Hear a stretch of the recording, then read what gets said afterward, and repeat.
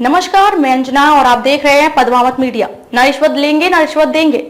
आइए शुरुआत करते हैं आज की खास खबर से। निकाला और धुआं फैलने लगा।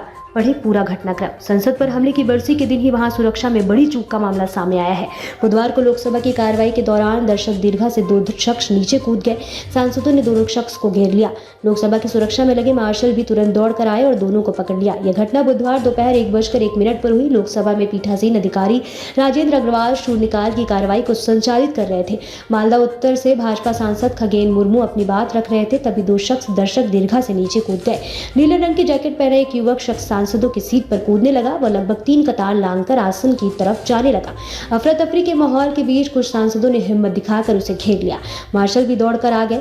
तभी उस युवक ने जूते के अंदर से कुछ पदार्थ निकाला। इसके बाद वहां पीले रंग का धुआं उठने लगा। बाद में सांसदों और मार्शलों ने मिलकर दोनों को पकड़ लिया। इसके बाद पीठासीन अधिकारी ने कार्रवाई स्थगित कर दी। सांसद के मेहमान के तौर पर आया था शख्स। बताया जा रहा है कि दर्शक दीर्घा में कूदे दो शख्स में से एक मैसूर के सांसद के मेहमान के तौर पर संसद पहुंचा था। उसका नाम सागर बताया जा रहा है। बसपा से निष्कासित सांसद दानिश अली ने भी बताया कि पकड़े गए एक युवक का नाम सागर है। बता दें कि मैसूर से प्रताप सिम्हा भाजपा सांसद है।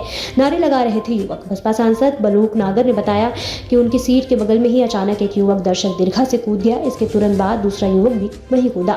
जब सांसदों ने एक युवक को घेर लिया तो उसने जूते से कोई चीज निकाली जिससे धुआं उठने लगा। दोनों युवक तानाशाही नहीं चलेगी नारा लगा रहे थे। हाथ में कुछ था जिससे आवाज आ रही थी। पीठासीन अधिकारी राजेंद्र अग्रवाल ने बाद में मीडिया से बताया कि एक व्यक्ति गैलरी से कूदा तो लगा कि शायद वो नीचे गिर गया। तभी दूसरे व्यक्ति को दर्शक दीर्घा से कूदते देखा।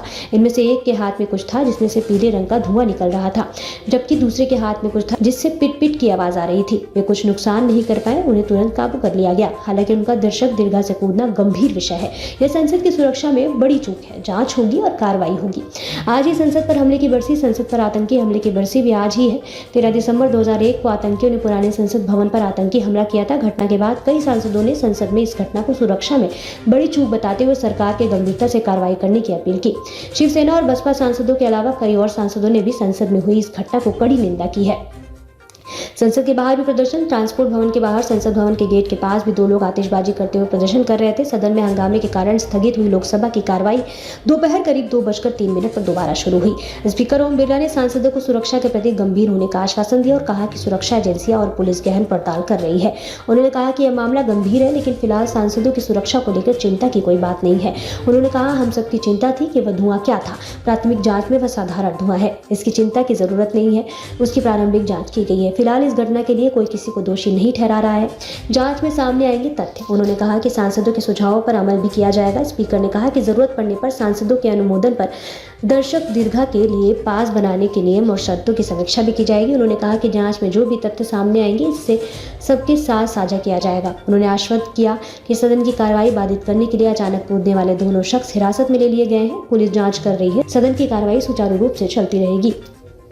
खबरों में अब तक के लिए बस इतना ही। फिर होगी आपसे मुलाकात ऐसी एक खास खबर के साथ। तब तक के लिए नमस्कार और देखते रहिए पद्मावत मीडिया। न रिश्वत लेंगे न रिश्वत देंगे।